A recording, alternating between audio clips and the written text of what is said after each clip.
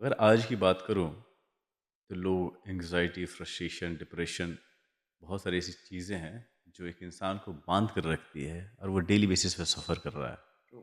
So what is the main reason behind it कि क्यों एक छोटी सी चीज़ जिसे लोगों को पता भी नहीं था पहले, आफ्टर कोविड की बात करूं तो लोग इस तरह की वर्ड्स को लोग सुनना स्टार्ट कर दिए हैं। नहीं तो पहले लोगों को पता नहीं था एंग्जाइटी होता क्या है, True. राइट? डिप्रेशन क्या होता है? Correct. सुशांत सिंह राजपूत के डेथ होने के बाद ये सब वर्ड्स इंडिया में खास करके बहुत ज़्यादा ये फ्लोट होने लगा था। जी. So can you help me to understand कि ये चीज़ें कैसे होती है, what is the major reason behind it? Sure.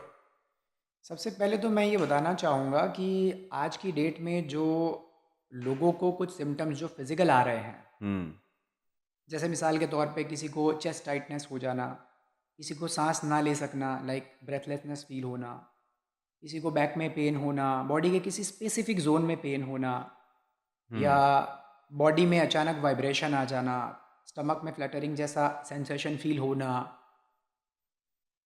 Sweaty palm हो जाना, पसीना आ जाना, ये सारे सिम्टम्स हैं ना, लोग ये समझते हैं कि हमें कोई फिज़िकल बीमारी हो गई है. अच्छा, तो ये डिसीजेज नहीं है? नहीं, मैं मेरी लैंग्वेज में, मैंने एक्चुअली पीएचडी साइकोलॉजी में किया है. तो अगर मेरी लैंग्वेज में अगर पूछा जाए, जो मेरा स्टडी कहता है, तो ये किसी तरह की बीमारी नहीं है.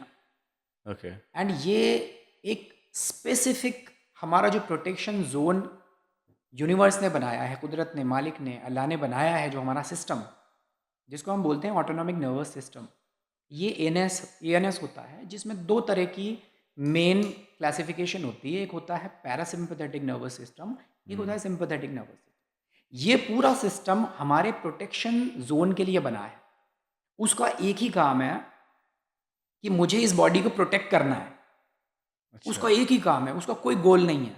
उसको नहीं समझ में आता कि मेरा ये गोल है, मेरे ये सपने हैं, ये ख्वाब नहीं. उसका एक ही काम है कि इस बॉडी को कैसे प्रोटेक्ट किया जाए.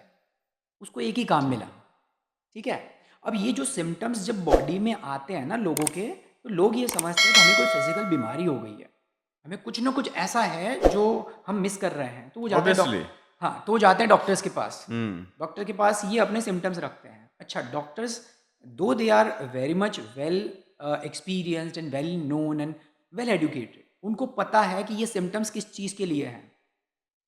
तो उन्होंने स्पेसिफिक सिम्टम को, मिसाल के तौर पे मैं आपको बताता हूँ, जैसे चेस्ट में टाइटनेस हो रहा है किसी को. हम्म।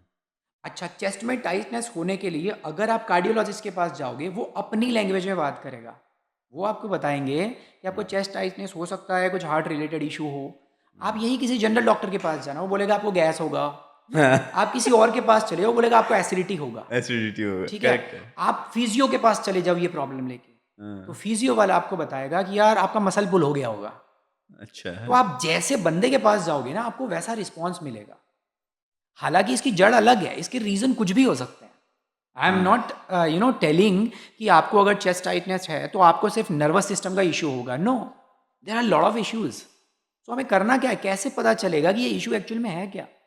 अगर मुझे सांस फूल रही है, हम्म। तो वाकई में मुझे लाइक एस्थमा है, या कोई लंग की डिसीज़ है, या कोई और इशू है. हम्म। तो मैं जैसे बंदे के पास जाऊंगा ना, वैसा मुझे रिस्पॉन्स वहाँ से सुनने मिलेगा. हम्म। लेकिन होता क्या है, डॉक्टर अपने रिपोर्ट्स निकालते हैं ना, तब सारे रिपोर्ट्स नॉर्मल आ जाते हैं. हमारे केस में जो साइकोलॉजिकल लोग होते हैं ना, मतलब जो हम्म। साइकोलॉजिकल इश्यूज से जूझ रहे हैं, मैं बीमारी नहीं बोलूँगा, मैं बार बार यही रिपीट करता हूँ. हम्म। अपने पॉडकास्ट पे भी मैं यही चीज़ें बोलता हूँ कि यार हम्म। ये बीमारी नहीं है, आप बीमारी मत बोलो, वरना साइकोलॉजिकली जो डिस्टर्ब चल रहा है ना बंदा, वो हम्म। अपने आप को बीमार समझेगा. और जैसे ही वो ये समझता है ना, उसके बाद उसका बिहेवियर पूरा चेंज हो जाएगा. वो अपने आप को बीमार कंसिडर करके अपनी लाइफ जिएगा, तो अपनी लाइफ को हेल बनाता चला जाएगा. डे बाय डे, दिन ब दिन उसको लगेगा मैं बीमार हूँ, मुझे ये सिम्टम आ रहा है, मुझे कुछ हो गया है और इसको क्योर नहीं किया जा सकता. बस यही चीज़ उसके दिमाग में घूमती रहती है. एंड देन आफ्टर वो एक्चुअल में बीमार पड़ता है फिर. इसलिए तो इसको बीमारी कहना ही गलती है. यू आर सेइंग कि ये बीमारी है ही नहीं? एक्चुअली नहीं है. तो अगर अब बीमारी, मैं आपको सर, मैंने नो आपको नो प्रॉब्लम, थोड़ा या गो रोका, अहेड। मैं आपको बताता हूँ. फॉर एग्जाम्पल, अगर मुझे या हाथ पे कोई कट लग गया है, या कुछ चीज़ मुझे स्मैश हो गई है, तो यहाँ पे सूजन आ गई है, क्या ये बीमारी है? Please tell me frankly. नहीं। किसी बुक में ये लिखा है कि ये बीमारी है? नो। नहीं। The same way nervous system जब डिस्टर्ब हो जाता है ना, तो उसको लोगों ने नाम दे दिए हैं कि भाई ये एंग्जाइटी की बीमारी से जूझ रहा है, ये ब्रेन प्रॉब्लम में है, इसका दिमाग ठीक नहीं है, इसको मेंटल डिसीज़ है।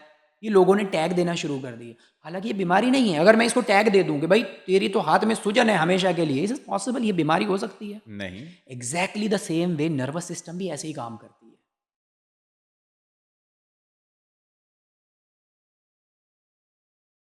उसमें भी कोई बीमारी नहीं है, लेकिन लोगों ने टैग दे दिए हैं, तो बंदा डिप्रेस हो जाता है। नॉर्मल रिपोर्ट आने के बाद क्या होता है, मैं वही आपको बता रहा था कि ये कहानी कैसे शुरू होती है।